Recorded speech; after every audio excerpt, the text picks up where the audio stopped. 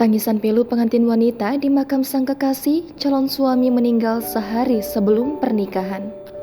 Viral di media sosial, tangisan pengantin wanita di Binongko, Kabupaten Wakatobi, Sulawesi Tenggara saat calon suami meninggal sehari sebelum acara. Melansir Tribun News Sultra, momen memilukan tersebut terabadikan kamera dan kini viral di media sosial.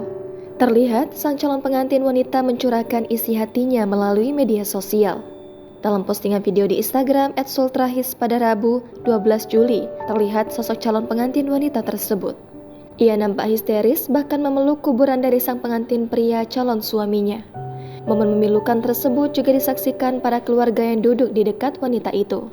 Tenda yang awalnya dipersiapkan untuk momen pernikahan ternyata harus berubah menjadi rumah duka. Diketahui sang wanita itu bernama Eka Kartini.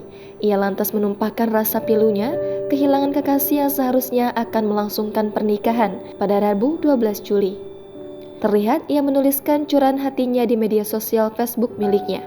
Eka Kartini memulai tulisannya dengan ucapan salam kepada sang kekasih yang diketahui bernama Wawan. Ia juga tak hentinya berkunjung ke makam sang kekasih untuk sekedar bercerita tentang hari-hari yang harus dilewatinya.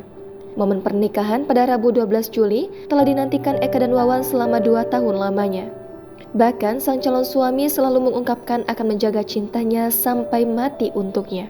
Tak hanya itu, Eka pun menuturkan jika pada malam sehari sebelum pernikahan, keduanya merencanakan akan menari bersama. Sayangnya, hal tersebut tak terwujud karena sang kekasih sudah menghembuskan nafas terakhirnya.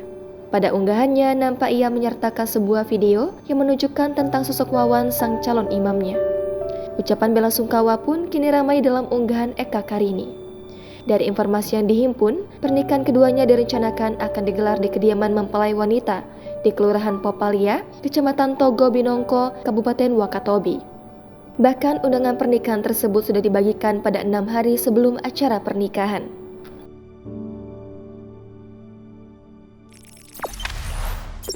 Jangan lupa subscribe, share, komen, dan like ya.